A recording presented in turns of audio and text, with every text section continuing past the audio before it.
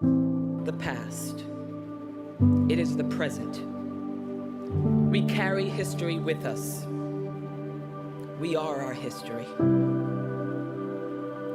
In other words, you're a product of your environment. Now that term is usually relegated to people from low-income, crime-infested areas, but why? We are all a product of our environment. Your existence is an amalgamation of every triumph, every hard-won battle, every woman who had an idea and massaged it and had the courage to use it to change the world.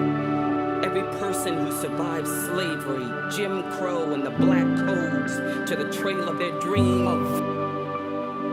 Yep. You're also the product of the other. Of silence, of apathy.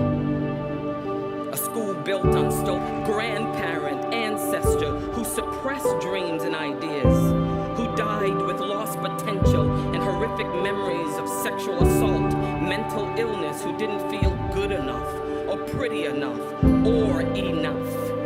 Even your anxiety is part of your history.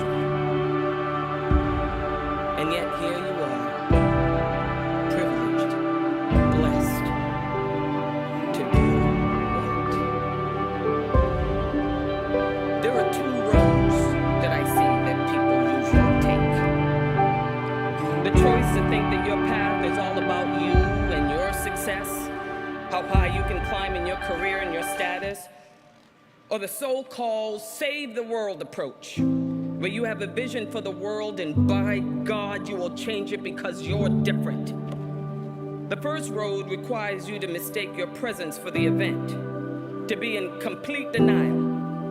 And the second requires you only to deny the really bad stuff. It requires you to forget racism, Nazi color, intersectionality, poverty, but maybe I'll take the sexism because it pertains to me. In my family of mental illness, violence, forget anything in me that will get in the way. Forget my fear, my pain. Both dead end. Both result in well-intentioned, very bright, enthusiastic people doing it. How about owning it? Owning all of it. The good and the bad. Own the fact that the 39 delegates who wrote the greatest document with the greatest mission statement wrote it when slavery was an institution, Native Americans were being slaughtered, and women were fighting for their. The 100 years of Jim Crow that were implemented after the 13th Amendment, restricting the rights of people who were a quarter black, an eighth black, black, Native Americans, Malays, Hispanics, own every gun-toting, violent hate shooter. And own the fact that that is America. Own every heroic deed, great idea. Own the mission statement of this school. Own all of your memories and experiences, even if they were dramatic. Own it. Own it. The world is broken because we're broken. There are too many of us who want to forget. Who said that all of who you are has to be good? All of who you are is who you are. It hurts, you rage, battle it out, ask why. Then you forgive, reconcile, and use your heart, your courage and vision to fix, to heal, and then ultimately to connect, to empathize. And that empathy creates a passion for people, and it all is the fuel of the warrior. Like Thomas Merton said, if you want to study the social and political history of modern times, study hell. Power concedes nothing without a demand. Know what that means? Women are under siege. Suicide rates have skyrocketed. Our reproductive rights are seriously in jeopardy, as is our pay, our health care, our safety, our worth. Sex trafficking has risen by 846% in the last 5 years, and 3/4 of the victims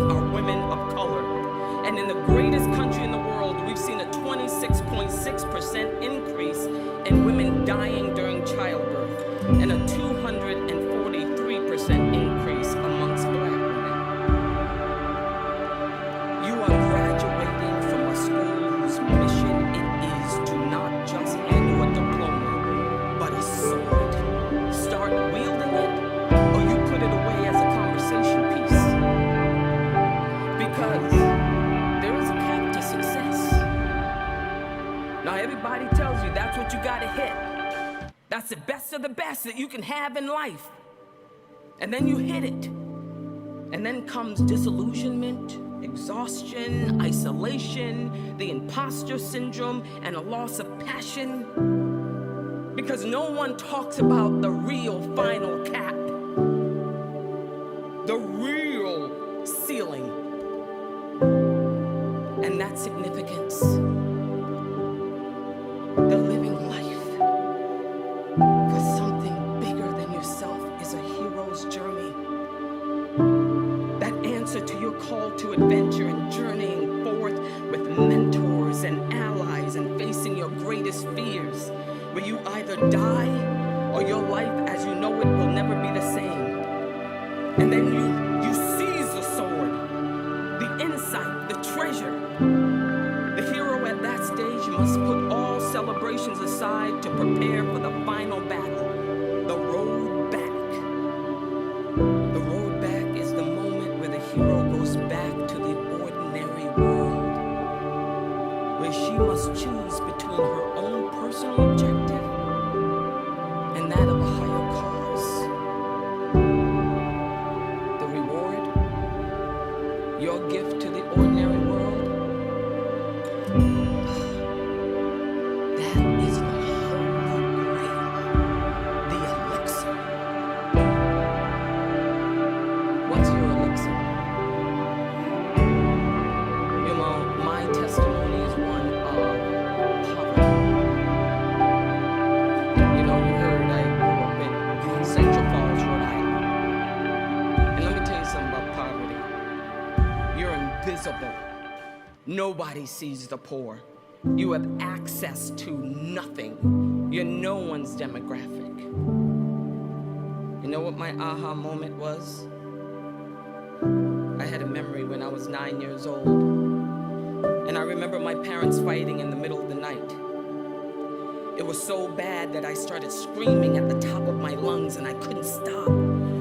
My older sister Diane told me to go in the house so people would hear me. So I ran in the house. I ran to the bathroom screaming still, just couldn't stop, and got down on my knees and closed my eyes.